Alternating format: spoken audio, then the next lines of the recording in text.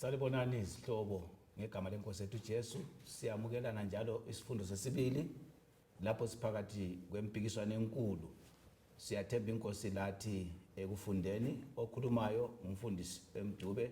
Ngizacela ngilabo lapha abaziveze. Salibonani bathandekayo. Siyalamukela njalo kulesi sifundo okhulumayo umfundisi uKhumalo. Salibonani izihlobo ezithandekayo ngegama lenkosi. Sisamukelana kusifundo salamhlanje okhulumayo nguRuben Ngwenya. Salibonani bathandekayo. Igama nguSikhathele Ncube. Asicimezeni sikhuleke lapho singena esifundweni. Baba oyingcwele osekhaya ezulwini. Sithanda ukubonga ithuba elihle osinika lona njengabantu bakho. Ubona sizwe isifundo osiphathele sona. Sibonga uthando lwakho kithi. Ubona kukho Nkosi ongasitsheli khona konalo umhlaba. Sengani isiqolo ngileyo ngasiphathisa sisizwisise. Usinike futhi amandla ubona siphume siyesiphila ukuze silungele umbuso wakho zamasinyane. Ngawe Jesu ngiyakhuleka amen. Siyabonga. Siyacabanga ukuthi ikota lezikhuluma ngokubana siphakathi kwempikiswano enkulu. Sithintile iviki ephele ukwana sisempini. Siyaqhubeka kusifundo sesibili lapho sikhangela udaba olumqoka. Uthando kumbe ukuziqhenya kumbe ubumina. Sifisa ukuthi uNkulunkulu asisize siphakathi kwempikiswano sifunde ukuthi kuyini uthi kwafuna sibe kwazi njengabantu abakhe kulempikiswano njalo singaphila njani singabantu abakhe siphakathi kwempikiswano. Sizacela usibalelayo lapho sibalela uIsaya ngo41 iverse ngeka 10. Isaiah 41 verse 10. Ngakho ungesabi ngoba ngilawe, ungakhathazeki ngoba nginguNkulunkulu wakho. Ngeza kuqinisa ngikusize, ngeza kusekela ngesandla sami sokudla esiqotho. Siyabonga bafowethu abadadewethu lapha. Nxa sikhuluma ngokuthi siphakathi kwempikiswano enkulu ukuthi akumqoka kulempikiswano kumele sikwazi luthando lobumina. Ivesi le nxa ithi ungesabi kuyini esikuthola nxa ikhangele ngempikiswano esikuyo ukuthi ungesabi kuyini ukukhulumayo. Khonapho mfundisi mina ngikutholayo ukuthi nxa umuntu esithi ungesabi uthi ukuthi uvele sokukhona kunjani ungakwesabisa. So mbona uthando olumangalisayo lokuthi uNkulunkulu ngokusidala kwakhe uyasithanda. Uyabona ukuthi phambilini sekungaba khona ukwesaba abese sitshela ukuthi khona singesabi sime isibindi ngoba yena ulathi. So khonokho mina ngizwe kunithathekisa ukuthi asomazi wakhulunywa ngumuntu nje lawo. Akukhulunywa umdali wezulu nomhlaba ongiyosaziyo ukusuka kwethu lokuphetha kwethu. Okunye ngikuthanda khonapho akapheleli ekuthini ungesabi. Uthi ngiza kunika amandla. Ngezindlela usechilo mfowethu lapha ukuthi aluba usisemumeni oyesabisayo usudinga amandla ukuthi ume ngoba usumadolo nzima. So yikho ke lapho uJehova angenela khona athi angicine ukuthini ungesabi. Amandla nxa wadinga akhona ngiza kuqinisa. Yebo Khumalo uthola lapha ukuthi impikiswano enkulu ivese sinikwa ngumprofeti uIsaya ethi hayi la nxa siphakathi kwempikiswano ungesabi. Mbona ngani njengoba sibe kulethile abafowethu lapha ukuthi khona lokho ukuthi uJesu kuIsaiah akhuluma ngokuthi khona ke ungesabi. Indlela yokuveza uthando lwakhe. Kala kuzinakekela yena ukwedlula abantu bakhe. So ukuthi athena ungesabi kuyaveza ukuthi khona uyasinakekela. Yikho khona lokho uyasinakekela njalo uyasithanda ngoba yena impileyo uyayibona njalo uyikhangele. Njalo uyakwazi ukuthi khona impileyo izabe inzima kanganani. So ahlatsha ukuthi khona hayi ngiza kuba lawe ungesabi. Siyabonga ngathi umcabango kwesunikwa nguIsaya. Sikhangela isifundo esiyasibona lapho ukuthi uNkulunkulu uKristu waveza ukuthi kukhona impikiswano eyinkulu ngaleso sikhathi ngesikhathi ephila uyabatshela kuMateyu 24 verse 2 lapha ukuthi amatshe lowabonayo lapha eJerusalema lapha yakhe umduli emihle akulele sali phezulu kwelinye. Wayekhuluma ngento ezayenzakala ukubana kukhona okukhulu okuzayo ngenxa ukuthi uJesu wabuya ngenxa yempikiswano uzosifela. Wahle wathi ukuthi hayi ngaphambilini mina sengihambile la ndizangena kule impikiswano. So sizakhangela ke balayela babukela lapha esiyakufunda kakhulu sikukhangele ukuthi uSathani ulamacebo akhe okuyenga lokudiliza umlimi lokho akubumbileyo. So sifuna ukuthi singena esifundweni sibe lengqondo yokwazi ukuthi sisemhlabeni osikuwo impikiswano. Kakula umuntu ongekho empini. Empini ungekho usithi kawulwi kodwa kuya ngale mbhobho la yabaleka. Empini uyazibona la usufile ungaze usobutho kodwa nxa uthi kuyaliwa. So umlimi kasisize nxa singena esifundweni siphathiseke kakhulu ukuze sithole umlimi asiphathise. Angazokhona ngaba lokuthi sigene singangena esifundweni setapana. Ekutheni uNkulunkulu uJesu thena amatshelo wabona la kaso zahlale khona. Ngenxa ukuthi kuphakathi kwempikiswano izahlasela eJerusalem lina lisithi ngabantu abami singathola lapha esifundweni lesi. Sizananzelela khonapho ukuthi andisekhumbula ukuthi itempeli uJesu ukhuluma la amazwi ngemva ubona abafundi bemtshengise ubuhle betempeli. Now uhlupho losolukhona ukuthi itempeli laba lihle kangaka abantu ingqondo zasuka umlimo zaya etempelini zalibala uNkulunkulu wetempeli. uNkulunkulu fanele atholakele etempelini. Yibo babe kwakuyinto fanele nxa umtshengisa umuntu into enhle ufisa ukuthi la athenge ukuthaba kwakho. Uthi uJesu batshela okwakunxele kulalokho ababekukhangelele. Yikho sesithi lina uhlupho lweni ukuthi seli ingqondo zenu kumbe amehlo enu asesentweni engayisiyo. Khonokho esokuthumbe amehlo enu akuyikuhlala ingunaphakade. Yeah, okunye engikuthola khona lapho uJesu usebenzisa isahluko sika Matthew 24 ukuveza okuza kwenzakala ensukwini zokucina. So uMatthew 24 ubuya embaqambili ukuveza okwakuza kwenzakala historically ukudilika kweJerusalem. Kodwa beseveza okuyikho okuzaba luhlupho nxa sisiya ekupheleni kwesikhathi ichapter ka Matthew 24. So kuthiwa khona uSathane uzasebenzisa ipersecution ngale ku Matthew chapter 24. Kodwa ke nxa sisiya ekucineni uzatshintsha istrategy abesesebenzisa icompromise le deception. So uMatthew chapter 24 sinxa simkhangela wendlala ngaleyo ndlela. Ngasikhangela futhi ubuhle beJerusalem ngoba uthola lelihle lelitempeli. Nxa ungayifunda uGreat Controversy chapter 1 lo 2 lapha siyabalisela ukuthi lalilihle. Ukuthi ke emkhumbulweni wabantu ngicabanga ukuthi kwakungeke ufike vele ukuthi lingadilika eJerusalem. Bese ngikhangela konke ukufundisa ukukhumala ukuthintayo ukuthi uJesu waye linganisa la ngomhlaba nalowo ukuthi uza kufika emaphethelweni. Ngoba ungakhangela umhlaba wakhiwa wakhila umuntu othi abanye ngengqondo zethu sicabanga ukuthi ukuthi uzadilika khona lokho ingqondo ziyazivuma. Kanti ke isifundo nje besitsho lapha ukuthi sizosikhuthaza ukuthi kuza kudlula konke. Kodwa nxa kudlula njengoba elothando uyasixwayisa ukuthi senze njani.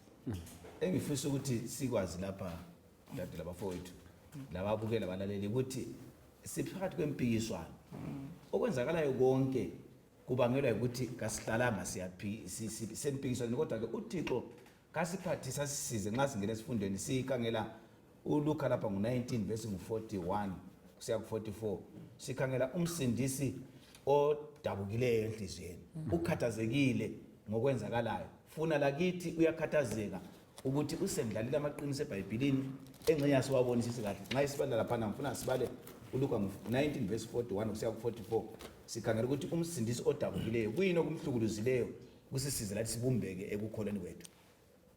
Verse 41 Luka 19 wathi esebanga eJerusalema elibona idolobho walikhalela wathi uma wena ngokwakho ubukwazi namhla lokho obekungakulethela ukuthula kodwa okwamanje kufihliwe emehlweni akho. Zizafika izinsuku kuwe lapho izitha zakho zizakwakha umthangala zikukhonqolozele zikuphahle inxa zonke. Verse 44 zizakusakazela phansi emhlabathini wena kanye labantwana abaphakathi kwemiduli yakho. Kakuyikutshiya lalinye ilitshe phezu kwelinye ngokuba kawusinanzelelanga isikhathi sokuza kukaNkulunkulu kuwe. Ngamazwi abhalwa nguJesu lawa owakhulumayo nxa usiya futhi ku23 verse 37 no 38 uMateyu ukhuluma amazwi aphosafana uyakhala uthi Jerusalem wena ubulala abaprofeti.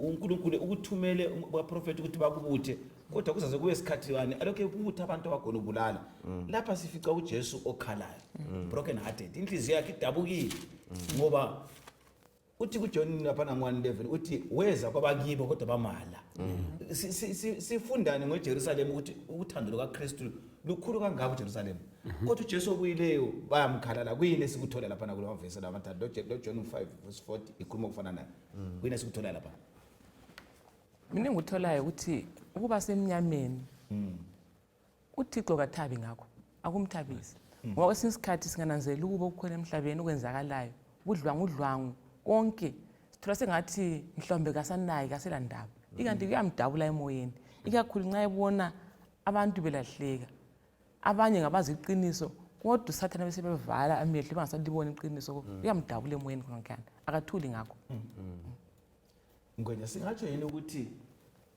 nxa isisuku semnyameni ukuthi umuntu nxa ekhetha ukuphila ephikisa uNkulunkulu kuyamhlukuluza uJesu ngoba ulethile ukukhanya thina kithi ngeBhayibheli waletha ngoJesu esiphambanweni lapha wayebuye mathupha bamphikisa wasekhala kithi kusingatsho ukuthi lathi nxa simphikisa uJesu siyamhlukuluza lathi ngendlela efana nayo siyabe simhlukuluza ngoba injongo kaNkulunkulu kumbe kaJesu ekuzeni wayebuya emhlabeni omnyama ukuzoletha ukukhanya okuyimpilo engunaphakade now abese sithi ukukhanya kuzile ebantwini kodwa abantu bakhetha umnyama kuyamhlukuluza khona khuyana kufanele ukuthi imfundisi nanga umuntu uwele egodini uzama ukumsiza ujikela intambo yena ethoza ukuthi abambe intambo aphume yena ukhetha ukungayibambi kubuhlungu bona ufisa ukuthi aphume kulolu daka phakathi kwalo yikho kuJesu okumzwisa ubuhlungu ngoba uthando lwakhe silubona khonapho ukuthi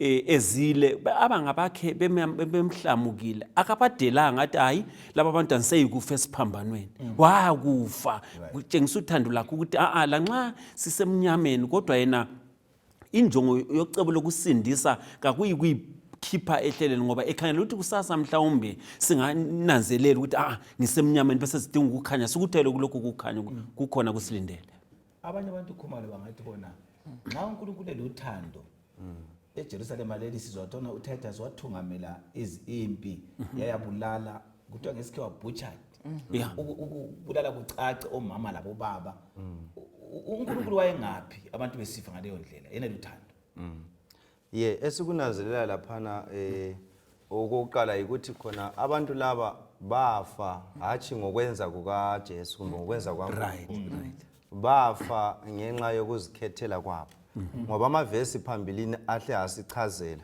actually ukugcizela laphana uJohn 5:40 esimphiwe laphana ukhuluma ngokuthi khona ungaqalisa ku39 liphenyisisa imibhalo lihlola ngokuba licabanga ukuthi ngayo lilakho ukuphila okungapheliyo yiyo le imibhalo efakaza ngamo verse 40 ikanti liyala ukuza kimi lizozuza ukuphila so ngamanye amazwi bafa ngenxa yokuthi bala ngoba uJesu wayebavezele ukubana iJerusalema izazunguluzelwa izitha zifake umthangala konke lokhana wayebatshelile ngaphambili kungakenzakala kodwa ngase sithola lapha sebebulawa 10,000 thousands of people bebulawa laphana kwabo kungenxa yokuthi babalile isixwayiso sikabani sikaJesu so ke still asingeke sifake ke engathi mina insolo kuJesu hayi kuyabe kuyikuthi siyabe singazi ukuthi kuyini uJesu akuvezileyo ngapi elizwini lakhe yikho sesingathi thina kathi uNkulunkulu lo uluthando ngayiphi indlela abantu besifa kuyafana lakhathesi nxa singazwisisanga impalo ukuthi itheni ngezinto ezizakwenzakala ensukwini zokucina kuba lula ke ukuthi uNkulunkulu sihle siphange simsole ngoba siyabe singazwanga ukuthi iBhayibheli itheni kodwa singazwisisa ukuthi iBhayibheli itheni ngezehlakalo ezizakwenzakala ensukwini zokucina kakusoze kube lula ukuthi simsole uNkulunkulu ngoba yena uvele wahle wasazisa ngaphambilini nxa ekhuluma khona ubamba umlomo nxa ekhuluma khona lapho ukuthi khona bafa ngenxa yokuthi abalalelanga bakhona abanye abalalelayo andi kusempini so sikunanzela ukuthi khona bakhona abalalelayo kodwa bafa indaba ayiphelelanga khona lapha ngoba kumele sikuzwisise khona lapho ukuthi khona yebo ukufa kukhona kodwa indaba ayiphelanga khona lapha abafileyo beqotho belungile bengelacala vele imvunzo yakho khona phambili so uNkulunkulu akala sihluku akala mona lanxa into senzakala ezimbi zonke senzakala yena akala mona ulothando ngikhona indaba iza uyaphutsha phambili bengisithi ukwengeza khona phana ukulalela lokungalaleli sonke sizakufa kodwa uqathe ukuthi sifa njani ngoba ongalalelanga ufa ukufa kwesiwula olaleleyo ufa ukufa kwabangcwele yikho sithi babusisiwe abafayo befele enkosini uhlupho esilalo hlobo ezendekayo ukuthi sibone ngani ukuze church aseyikufa sibalekela ukufa phandle ngalesi sibona ngani singafika eChurch singase sisifa sesithi uNkulunkulu ube ngaphi sisempini uchile umfundisi ukuthi siphakathi kwempi enkulu engaphezulu kwethu so thina ke asikunathi empini kuyafiwa kuyalinyalwa kodwa uqhakathekileyo ukuthi thina silalela ukhomanda wethu ukuthi senzeni onguJesu nguyosilawulayo siyabonga sibambele uMateyu 24 khonapho iverse 15 balaleli ababukeli nxa ekhuluma kanje ungwenya lapha ngifika ngicabanga ukuthi sibe kwazi ukuthi izixwayiso siyazinikwa singangeni kuzehlakala ezithile njengalabo abanike isixwayiso sifuna ukuthi isixwayiso bana basinikwayo basidelela basebengene kufeni khathi singenxa kaAdam isixwayiso sokuthi impilo engapheli ibe khona saphela kodwa ngeAdam wesibili uJesu siyabonga singaze silale silovuko lempilo so kasilani izixwayiso zikaNkulunkulu zisize sifuna ukuthi lapha yisiphi isixwayiso abasinikwayo ukuthi la nxa kuzadilika iJerusalema lizakwenza lize liphephe sibalana iverse 15 kaMateyu 24 nxa libona kumi endaweni engcwele amanyala aletha incithakalo okwakhulunywa ngomprofeti uDaniel ofundayo ke zwisise lapho ke akuthi labo abaseJudiya babalekele ezintabeni akungabi khona osephahleni lwendlu yakhe owehlela phansi ukuthatha loba yini endlini lo osemasimini kangabuyeli ngekhaya kuthatha ijazi lakhe kuza kuba buhlungu kanganani ngalezo nsuku kumakhosikazi akhulelweyo lalo amunyisayo thandazani ukuba ukuphatheka kwenu kungabi sebusika loba ngesabatha kule daba la okwakuqala isixwayiso bana basinikwayo ukuze baphephe kulokho kwakuzabuya wangasokuyekele ngenxa yesono esasisenziwe uJesu thina iJerusalema eliyibona yakhe izadilika kodwa lina ngiyalithanda kumele liphephe isixwayiso bana basinikwayo now singakhangela lapha uba refer ebhukwini lika Daniel ukuthi ngabona amanyala encithakalo esemi endaweni engcwele ngezindlela lingabona lokho okungafanele ukuthi kube sendaweni engcwele sokuyikho ngani kuyabusa balekelanini ngaphi ezintabeni ikhono anti ubanike isixwayiso ukuthi uqala banike isayini ukuthi ngabona sokulale isayini baleka luthando ngokuqala khona ukuthi usitshengisa uthando ukuthi kafuni sibhubhe right abese sipha ukuthi ophezukwendlu kangaphumi ngoba ungathi uzangena endlini uzabalekelwa isikhathi phuma ubalekele impilo yakho ulibalekele ngaphi ezintabeni so uNkulunkulu ubuzukhala futhi lamhlanje kunenge ngasixwayise ngakho umhlaba singangena sijule kiwo sizafela kiwo kodwa thina ukubaleka kwethu okunye khona akudinga ukuthi kube physical kodwa ukuthi sibaleke ukhulume ngedeception nje ukuthi sibalekele ideception sibalekela njani ngokwazi iqiniso yebo okungithathekisayo lapha balaleli labafowethu lapha ukuthi uJesu uhlabatshele ukuthi lokho lalokho kuzakwenzakala so ngamanye amazwi kuthi ukuthi khona ke ukuhlupheka thize kakugwemeki so kusithi ukuthi khona even isiphila lathi ensukwini zokucina uJesu njengoba nekukhulumile ukuhlupheka kuzamele kusifikele one way or another ngoba uthi khona ukuphaphatheka kwenu khulekelani ukuthi kungabi sebusika kungabi ngesabatha kusithi ukuthi khona yebo kuzayenzakala kodwa uhla kuveze ukuthi lokho akusoze kudlule eceleni kuzafika so ngamanye amazwi kuyasincedisa ukuthi nxa siphile sizilungiselele ukuthi kuyini okungangehlela sikhumbule indinyana ekhanda ithe khona ungesabi ngiza kuba lawe so kusithi ukuthi khona whatever engangena kikho enkambeni yokukholwa ehambeni ekuphileni ngazi ukuthi khona already uJesu ubekwazi njalo wathembisa ukuthi ngiza kuba lawe so ngezindlela kumele sibe lesibindi njalo futhi ukuthi sigcone uNkulunkulu ngokube sikubonayo ayisikho. hayi Yes. nxa sikhangele babukele balaleli abantu laba abanikwa isitshengiselo sokuthi kuza kuba njani nxa sibala imbali ngo-1870 sibala ku-Gregorian verse kuthiwa khona amabutho abuya agqagqela kodwa babuya babuyela futhi emuva umlimi ngabomo banika intuba yokuphuma abalalela ilizwi bahle babaleka ezinye zathi umduli lo awudilikile Yeah. kade sisilesibili bathandika ukuthi into engiyakhileyo leyi le mfundo engilayo le mali engilayo mina ngirayithi ilizwi lithi wozani kuJesu lapho sizwe sicela ukuthi xa sifunda imbali kwabanye abantu lathi silima ukuthi siphakathi kwempikiswano kasiyeni kuThixo asisize siyaqhubeka sikhangela ke ukuthi amaKristu agcinwa lanxa kwakunzima ngaleso sikhathi amaKristu nkumanga labantu abathembekayo bala ilizwi kaNkulunkulu lawe lami singamaKristu amaKristu kumele abe ngumuntu olalela uKristu ngoba sifuza uKristu sikhangela uMahubo ngo-46 verse 1 sikhangela ukuthi usithembisani uma seba amaKristu alalelayo lokho akukhulumayo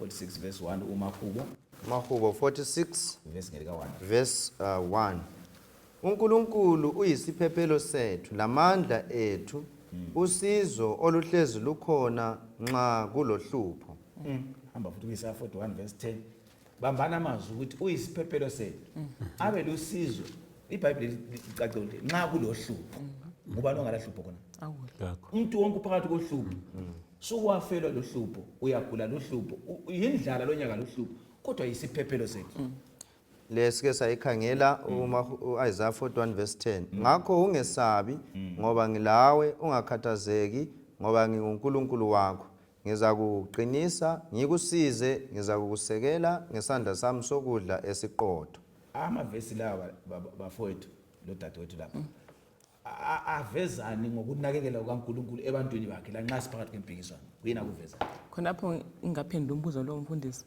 Ngicabanga ukuthi khona nxa isithi khona ivesi uyisiphephelo ngesikhathi sokuhlupheka. Ngicabanga ukuthi omunye umuntu sengabuza ukuthi kanti manje ngimfumana njani lo uNkulunkulu.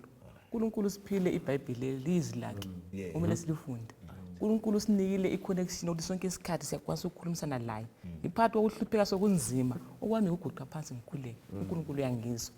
Yes. So mbona uthando lumangalisayo kuNkulunkulu xa lokho siqhubekela phambili ngesifundo. Njalo uNkulunkulu othembekileyo asithembisa khona uyakugcwalisa angathi ngiza kukhulula utsho khona lokho thina kungenzeka sehlule ukukukholwa kodwa akumenzi yena ehluleke ukuthi agcwalise isithembiso sakhe njengalapha ukuthi ubavezele ukuthi kuza kuqaqelwa eJerusalem amabutho azabuya qaqele kodwa ke kuzaba lesikhathi sokuthi bazabuyela emuva bona babona ngani yiba sebehlasele babalandelela bakhohle ukukhola ilizwi ukuthi isikhathi sokubalela khathesi bathandekayo sonke silapha isikhathi sokuya kuJesu simkhele njengomsindisi kulesikhathi umhlaba ozakudilizwa khona siphakathi kwempikiswano kayipheli yodwa iphela ngokufa abantu babe lucaca lomhlaba udilike kodwa bazakuhlala kuKristu kuthiwa bazakugcinwa amaKristu azakuvikela kuphela angalalela ilizwi kaNkulunkulu akubamba iHebrews 11 laphana ngifisa ukuthi sikhuthazeke sikwazi ukuthi uNkulunkulu esimkhonzayo uthembisile ulathi ulawe emulini yakho uphakathi kohlupho ulami ngigulelwa ulathi sonke kule ndlonya ngathi indlala kuthiwa ngesikhathi sokuhlupheka uyisiphephelo so kasifundele ukuthi ngendlela yonale siyame kuThixo sicele kuye amcabango ukuthi ngingenza ukuthi ngiphile okuhlambulukileyo uzasithungamela uthi iHebrews 11 verse 35 kusiya ku38 Hebrews 11 verse 35 kusiya ku38 Abesifazana bamukela abafayo babo sebevuselwe ekuphileni futhi right abanye bahlukuluzwa njalo bala ukukhululwa ukuze bathole ukuvuka ekufeni okuhle abanye bahozwa bachaywa kwathi abanye babotshwa ngamaketane bafakwa entolongweni bachaywa ngamatshe baqunywa ngesaha baba ziqambili babulawa ngenkemba bahamba begqoke izikhumba zezimvu nezikhumba zezimbuzi baswela behlukuluzwa bephathwa kubi umhlaba kubo wawungabafanele bantula enkangala lasezintabeni lasezimbalwini kanye lasemilindini emhlabathini baba usambulo ku2 verse 10 nxa eyivula lapha ngicela ukuthi sicabange lapho ukuthi indlela abahlukuluzwa ngayo abantu labo thina sesihlupheke kakhulu ikakhulu thina siselizweni lesikulo ukuthi hayi imali ethu ayithengi sikhuluma ngemali lawa sikhuluma ngesaha yayisaha umuntu ephila ekhuluma kodwa ungaqhubeka ubala ukuthi abaphumanga ekukhonzeni uNkulunkulu bamkholwa usambulo ku2 verse 10 ithi Psalm 2 verse 10 ungazesabi izinhlupheko eseziza kwehlela ngiyakutshela ukuthi uSathane uzabeka abanye benu entolongweni ukuba alilinge njalo liza kuhlukuluzwa okweminyaka eli10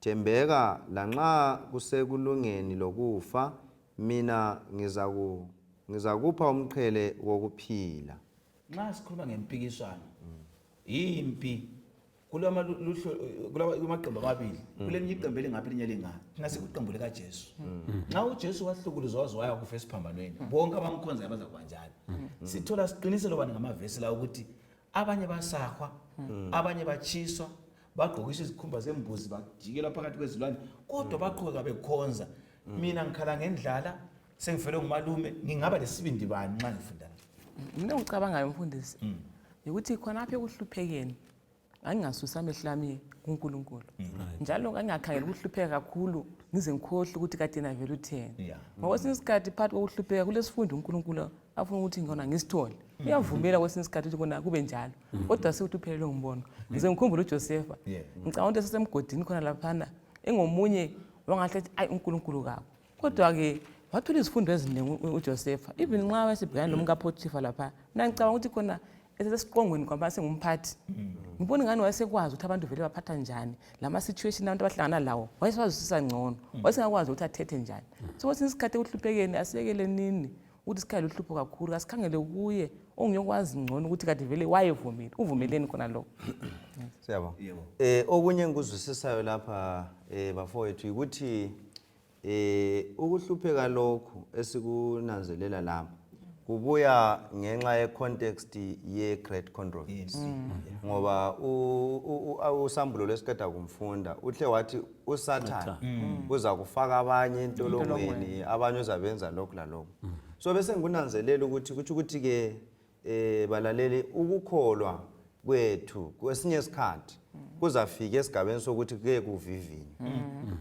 ke kuhlolwe uSathane umlimi uyavuma ukuthi kube ngaleyo ndlela ukuthi khona ukukholwa kwethu kwenze njani ke kuhlolwe ukuthi kambe yikukholwa kweqiniso yini ngoba umaHebheru leyo simfundileyo usitshela ngalaba abasikwa ngesaha abanye bala ukuthi khona balandele lokho kwakumele bakwenze ngenxa ukuthi babekwazi ukuthi kulokuvuka okuhle kuyini okwakubafuqezela yikukholwa ngoba umaHebheru vele yisahluko esikhuluma ngamaqhawe okukholwa so ukukholwa kwabo kwabanika amandla ukuthi bangene ezinhlupheni lezi badlule ngale so kusithi ukuthi khona kuyadinga ukuthi khona indaba yokukholwa balaleli lababukeli siyiqinise ngoba kuzafike kutheni khona singene ezinhluphekeni but nxa ukukholwa kwethu kuvele engeke kubuthakathaka kuza kwenza ukuthi simphike uKristu singavumi ukuthi sinjani singene kulezi zinhlupho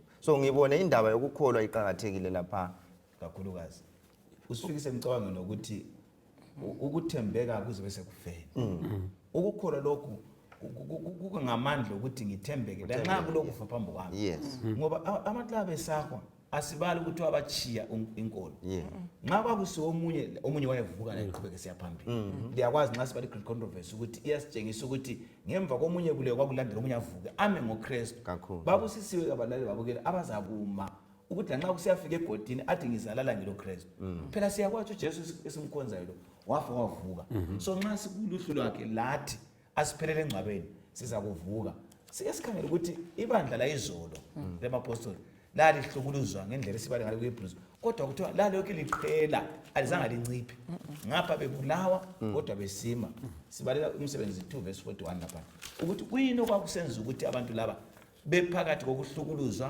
kokubulawa kodwa baqhubeke ngesibindi besiya phambili umsebenzi 2 verse 41 labo abalamukelayo ilizwi lakhe babhaphathizwa kwengezwa inani labo mhlalokho abangaba izinkulungwane ezintathu 4 verse 4 khonapho njalo. 4 verse 4. Kodwa abanengi abalizwayo ilizwi bakholwa, inani lamadoda lakhula okungaba izinkulungwane ezinhlanu. The third one ke uthini khonapho? Verse 31. Sebekhulekile indawo ababekuyo yazamazama, bonke bagcwaliswa ngomoya ongcwele, balikhuluma ngesibindi ilizwi likaNkulunkulu. Ungagcina ngo5 verse 42 uyasayikhuluma. 5 verse 42. Insuku ngensuku emagumeni etempeli njalo behamba bengena indlu ngendlu, kabazange bakhawule ukufundisa lokuchumayela izindaba ezinhle ukuthi uJesu unguKristu. Nxa ngingabuza umlaleli lombukeli lathi esilapho ukuthi ngamavesi esiwabalileyo abantu laba sithe sikhuluma kuthiwa babefakwe entolongweni, babehlukuluzwa ithorture, babebulawa, kodwa kuthiwa kabamanga ukuqhubeka bebala iBhayibhili, ukuhlangana bekhonza. Kuyini okwenza ukuthi beqhele besanda ngapha bebulawa? Mina ngicabanga ukuthi khona ivangeli leli babeliphila. Yeah. Njalo uNkulunkulu asebemkhethile babemzwisisa. Babesazi ukuthi okwenzakalayo lokhu yebo kuyenzakala kodwa simkhonzayo siyamazi. Lokuthi isiphetho sankhona singaphi siyakuzwisisa. Okunye engikucabangayo ukuthi khona ukholo lwethu kalusuke, ukholo lwami kalusuke ekutheni ngilani ngitholeni okwasemhlabeni lapha, ngoba usihlukumeza kakhulu izinto zasemhlabeni khona la eziyakusala esingabiyanga lazo. Izo zingenza kwesinye isikhathi ngicabanga ukuthi uNkulunkulu undlahlile ngenxa yokuthi jawude uthi indaba yemali, imali kayikho, mhlawumbe izigqoko kade ngizifuna, mhlawumbe kade ngikufuna okusuthisa linyama. Yikho ukwenza kwesinye isikhathi silahleke ngokumbona ukuthi khona uNkulunkulu uyasithanda. Ikanti ke nxa vele simphathi wobudlelwano, ngivele ngimazi uNkulunkulu ngimkhethe ngaphelela, konke lokho kunye vela kusatsho lutho. Mina ngikhangele kuye kuphela. Ngicabanga ukuthi ibandla lendulo yikho basebekhona lapha. Njalo isiKristu siyafidwa. Yeah. Singekela siyacaka size sife. So ukuthi isikristu sethu siphile asisifideni ngelizwi. Singafidwa balaleli uJesu sizaba mazingcono. Ukumazingcono izethembiso zakhe sizazizwisisa, indlela asebenza ngayo sizwisise, bese sikuzwisisa futhi ukuthi nxa sengifika ehlutsheni angisamblame uNkulunkulu ukuthi kathi ube ngaphi. Sengikwazi ukuthi yimpi le lapha ngiyavivinywa. Abese sithi futhi angeke kuvumela isilungu esingaphezulu kwamandla akho. Yikho uthando esiluthola khona lukaMlimi ukuthi uhlupho ngalusizukala luwe esikalini. Elixeganisa lokukholwa kwami sithi hayi lokhu yikho kuJobe wathi hayi Sathane hamba uyokwenza uJobe kayikungiphika ngenxa yokuthi uyavumela ekwazi ukuthi kuzasikhulisa mhlawumbe kunqobe engikwenzileyo kuzasiza omunye osethutheni olufana nayo. Yikho sikubhalelwe futhi la namhlanje fundisa ukuthi sikuzwisisa ukuthi ngahlangana lohlupha sibo bokuqala bakhona abadlulekilo kuyanqobeka. Nxa ekhuluma kanje mfikela umbuzo engawuzwa ngomunye ukuthi kanti mfundisi nxa kuthiwa uNkulunkulu nothando njalo mina sengikhonza kungani ngihlupheka? Kumele ukuhlupheka abangamkhonziyo phela. Mina ngihlupheka mina ngikhonza ngingahlupheki ngenxa ukuthi sengimkhonza. Ngase ngimtshela ukuthi uyabona ukuthi uNkulunkulu kazangathi singaba semhlabeni sesikhululekile emhlabeni wesono. Anti uthi emhlabeni zakuhlupheka manje isibindi awunqoba la mzawunqoba. So umhlaba lo ngokuhlupheka kwesinye isikhathi izinhlupho ziyisikolo. Right. uJoseph zasiyisisikolo zokuthi uzagcina sengumbusi. Wavunyelwa ukungena phakathi kwezinhlupho leziyana kodwa zazamvivinya. So kuqakathekile ukuthi sibekwazi balela abukele ukuthi singathi uNkulunkulu nxa sihlupheka nguye ophambanisilekileyo siphakathi kwempikiswano elethwe nguSathane. So singahlupheka nasibheka kuJesu kunqoba kodwa impikiswano ilethwe nguSathane. Ufuna ukukhuluma? Benisithi mina actually kuyadingakala ke ukuthi sizwisise indaba yesiKristu. Ukuthi nxa sokuthiwa umuntu ngumKristu kutshoni. Ngoba ukuthi ngumKristu kutsho ukuthi wena usudeclare impilo Sathane. Ngoba khonkani ukuthi wena uzi-identify lo Kristu. Ngoba uSathane enulwa lo Kristu. So secha abantu abakhe. So khonkani ukuthi singamaKristu kumele sikuzwisise ukuthi sesideclare impilo bani lo Sathane njalo sesiyi-target yakhe. So nxa ke sesiphila ke impilo yesiKristu kumele sizwisise ukuthi impilo yesiKristu yimpilo yokuzidela ngokunya ade ngifuna ukukhuluma lokho kana ukuthi la ibandla le New Testament leli babezidelile yikho benelisa ukuthi khona babe faithful phakathi kwani kwe persecution.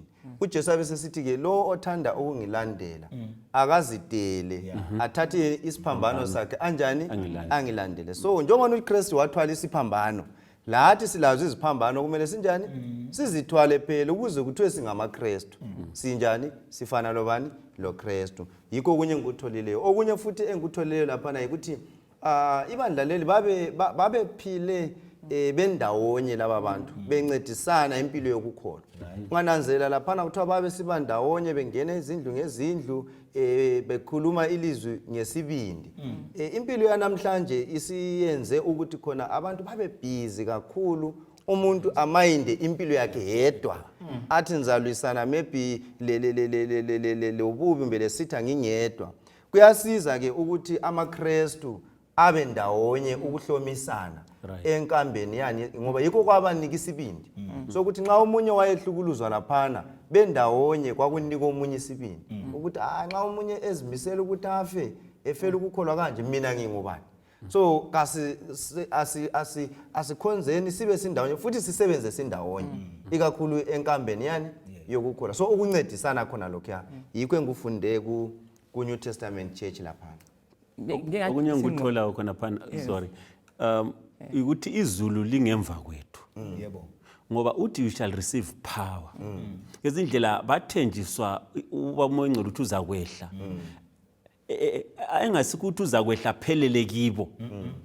Wayezasungula ngaleso sikhathi ukuze kuye kufike kuzeni kukaJesu. So ngezindlela ubamoya ngcwele ungemva kwethu ukuba nasinika amandla lapho esiwadinga khona asinika ulwazi lapho esiludinga khona. Yes, benisithi ngeke ajulisa ingqondo ngicabanga ngebandla lasendulo. Umoya abasebelawo.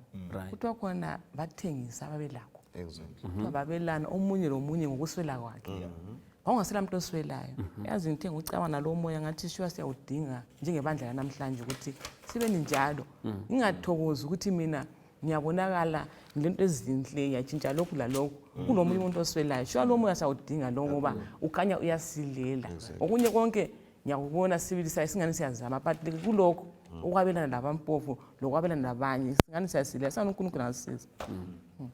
Kimi ngakade ngikhangela iverse liyana enye singasayibalanga umsebenzi ngo8 verse 1 kusiya ku8.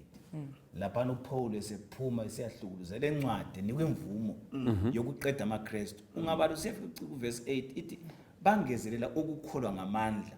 Sengane wayengumlilo wawutha ngapha bona sibawucija. So uSathane balela abukeli uzenze yonke imikhuba emibi eyokuzama ukucicha ivangeli kaJesu. Nxa uJesu wavuka alichitheke. Angaza yenzeni thina sisesayidini enqobayo. Singesaba simeni isibindi sikwazi ukuthi le impikiswano enkulu kuzaba lokubulawa lokugula kodwa ukukholwa kuyinqaba. Asikholele kuJesu uzasinika amandla okunqoba ekugcina khona lapho umfundisi ungadluli. Kuthiwa khona ngingathi basebendawonye sibemoya munye. Kuthiwa kwengezelelwa abasiliswayo. Lezibusiso abazange baswele. So mbona uqakatheka kuba moya munye lokuba ndawonye. Uyenza izimanga ezesabekayo. Antsho vele mama nxa abantu besempini lingathi ibutho liqeqetshiwe bese fika lomunye sesitina zadubula nsiyali lingaba ngabaza ngoba ekucineni lisebenzisa ukhomanda nguye litshele kokwenza babukele bana lesikhomanda nguJesu kule yimpi angathi nasigcina imiyalo yakhe sigcineni angathi sihlangana labanye sihlanganeni angathi size nini ngoba ekugcineni abanqobayo nguJesu lathi esimlandelayo sibambela uverse umsebenzi 2 verse 44 kusiya ku47 sifuna ukukhangela ukuthi njengebandla siyimuli okumele inakekele umphakathi sinakekela thina lapha siphinde sifinyelele abanye ngoba umpikiswano nali kumele ezilo limele sizifaka uhlaka singekela abantu sibabukele thina singabantwana bakaThixo. Umsebenzi 2 verse 44 wonke amakholwa ayendawonye ehlanganyela kukho konke bathengisa izinto zabo lezimpahla zabo banika loba ngubani oswelayo. Izinsuku zonke baqhubeka behlangana emagumeni etempeli njalo behlephula isinkwa emakhaya abo besidla ndawonye ngezinhliziyo ezimhlophe eziqinisekileyo bedumisa uNkulunkulu njalo bethakazelelwa ngabantu bonke njalo inkosi yengeza inani labo izisuku zonke ngalabo abase besindisiwe. Nxa ungaqhubeka umsebenzi ku-3 lapho umsebenzi ku-6 laphana amavesi lawa nxa ngikhangele athinta ukubambana okwakhuluma lapha mama athinte futhi ukusebenza ndawonye lokuhambisa ilizwi likaNkulunkulu. So yikho kwakusenza ukuthi abantu laba babe lamandla okunqoba. Angazi ukuthi nxa silibandla singayekela ukubambana siyabe sithi siyaphumela sithini ngoba silibandla likaKristu la. So engifuna sikucubungule lapha ukuthi kuyini singakwenza njengebandla namhlanje ukuthi lathi sinqobe njengalaba abanqobayo ngesikhathi sobunzima. Singenzani?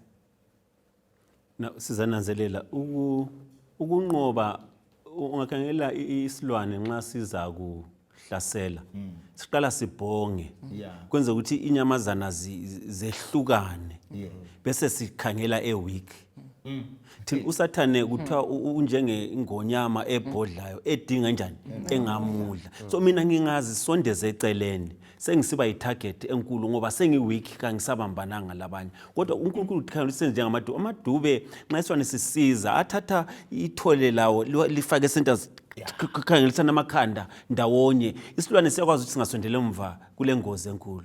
So thina lathi ukuhlangana kwethu ukuthwalelana imithwalo lokwabelana inkambo kunje nxa kuyikuthi ngibe lenkambo ethile uJehova wangisindisa ngingakwabela layo nxa usulohlupho olufana nayo ule point of reference kuna ukuthi lapha nomfowethu wasizakala kuyasincedisa khona okuyana.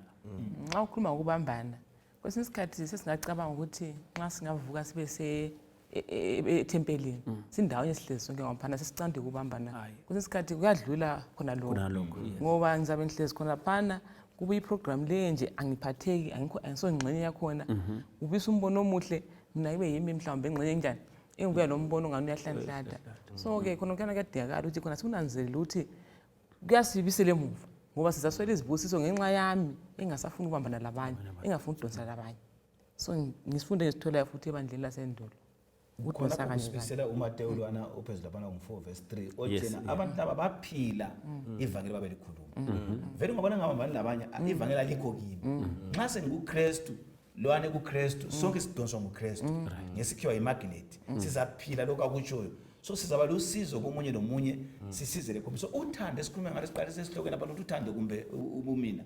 So uthando lwalo busibandla lakuqala yilo silukhulekela yabalala bakithi ngabe liyabuya kithi sonke sifunda ukuthi uthando uKristu ngitsho lemithetho elithumi esikhuluma ngayo ukuthi yiye esilawulayo ilo uthando kuNkulunkulu yakuqala emine lothando komunye umuntu eminye leyesithupha. So yonke nxa isihlangene Matthew 22 uthi Jesu akulo kudlula umprofeti kona bonke baphakathi kothando. So uthando emuntwini nakuNkulunkulu yilo lathungamela ibandla lakuqala. So izinhlupho lezi ngifundise siphathina kwazo zonke ngade singabambana sikhale kuNkulunkulu singazisolve okuswelakala khona lokuthi khona sibambane uNkulunkulu nxa asesiba ngowesithathu njengoba sitsho ngithi nxa libambene limoya munye nanza kuba khona lami.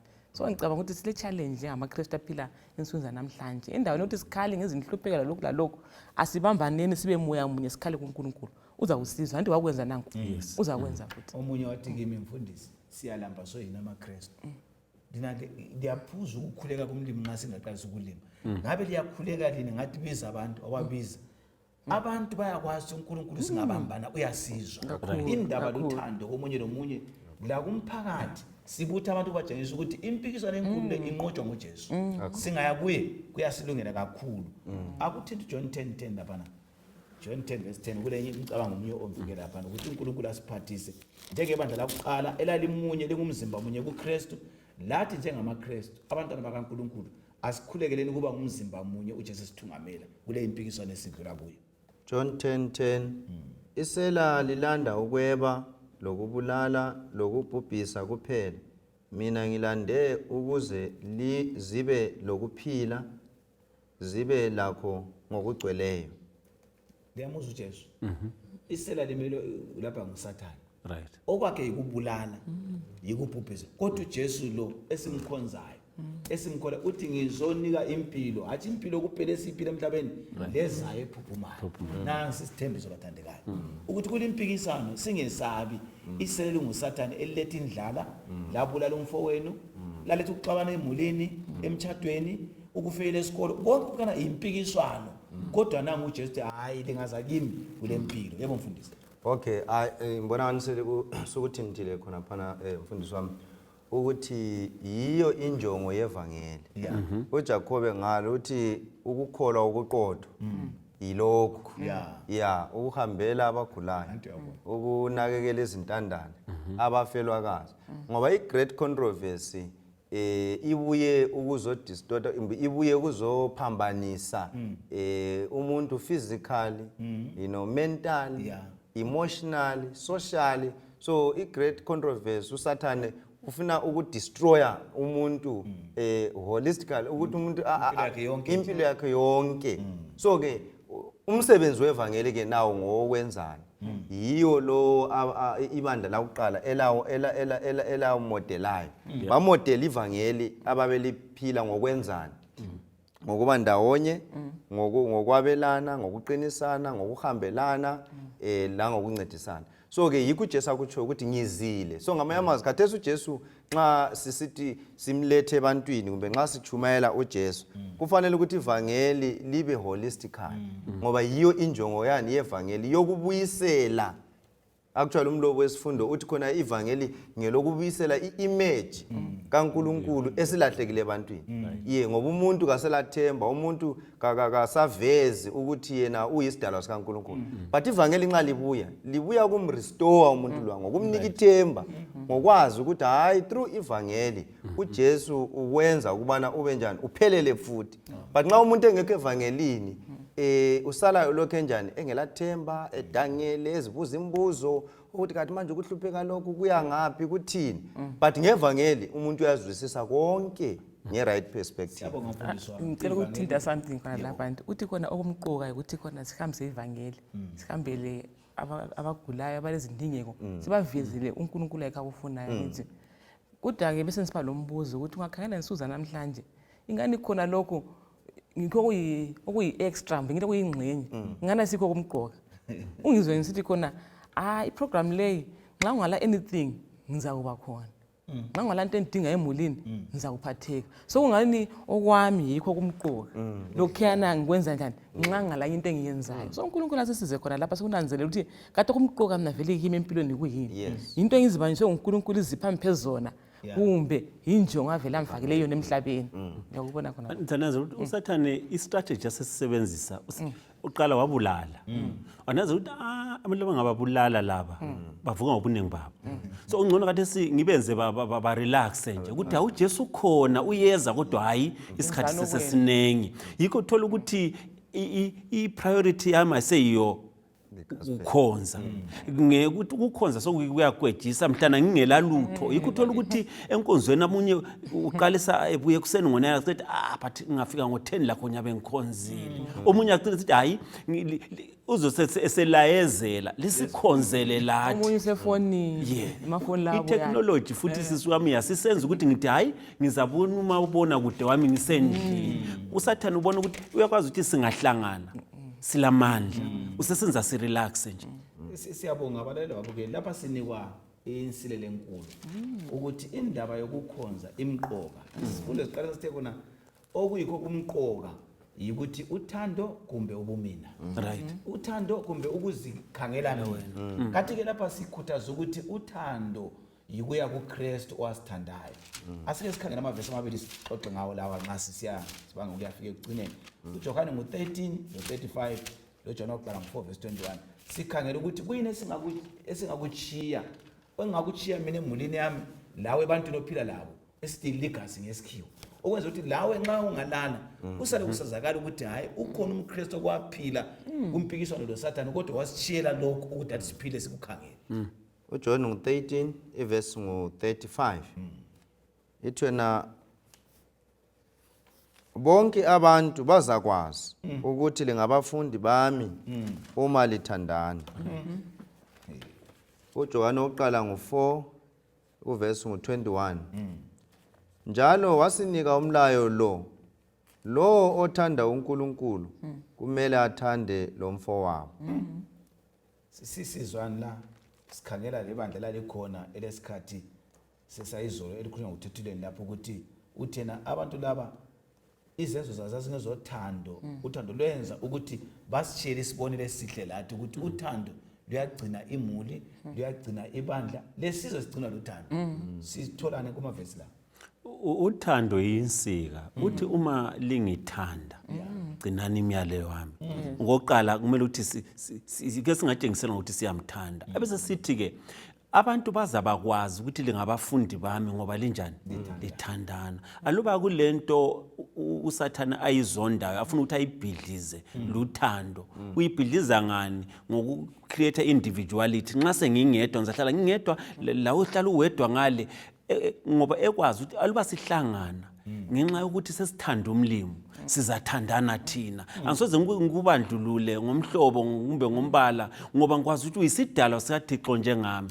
so aluba besingakwenza sihlobo esithandekayo ubana siveze uthando omunye komunye sizanazela ngoba ungakhulumanga lutho uvezela umuntu uthando umuntu uyambona uJesu yes khonapho ngina usitsho ngwenye lekwazi lapho kulothando khona yazi kumnando kumangalisayo la uyazizwa ukuthi ngiyaphila usunanzelela ukuthi kona kwesinye isikhathi kumbe ngithi phose vele kunzima ukuthanda ngawethu amandla kunzima ngoba lapha sibizele ukuthanda wonke umuntu akutsho ukuthi ngithande umfundisi uDube ngoba umhlobo wami ngithi ngithanda wonke umuntu so thina ngawethu amandla vele ngeke sikwanise sidinga ukuthi kona siqhumane lo Jesu sithande uJesu simkhethe ngoba yena wakwenza benjalo bemkhafulela wabathanda wahawukela wabazwela waba losizi kiba ngithi so nxa uJesu ephila kimi vele uthando lolwana olukuJesu lozazenzela izinto zalo so thina wethu ukuthi sonke isikhathi sikhangele kuye sicele kuye yikho phela sithi izolo bekuthiwa an eye for an eye okukhiphila ihlo umkhiphile uthi kanti singithi hayi thandani izitha zenu lizikhulekele akatsho njalo abesekuthi uthi mina ezami izitha ngiyazithanda ngoba nginisizulu kwababilungileyo labanjani so thina ngasifuza uJesu asithandeni izitha zethu ngoba uJesu ezakhe izithu uyazithanda ngayikhuluma kanje khuma ngifikelwa ukuthi isikhali somKristu vele luthando right yisi isikhathi sesinikwe kulempikishwana ukuthi kungaba lothando ngikhaya la uba lo mama bazahloniphana labantwana kwa lothando emsebenzini siyaphathana kuhle ngitsho semabandleni so sifunda lapha umlobo usinikile inimbali yokuthi izolo kube lesikhathi lapho ibandla liqala bephila kwaba lemkhuhlane omkhulu owaqeda abantu kodwa ngenxa yothando lebandla lasukuma ibandla langena ku community liyancedisa abanye baze bafa bencedisa abanye abantu kuyini esikuthola lapha njengebandla namhlanje actually kuqalisela phezulu lapha umlobi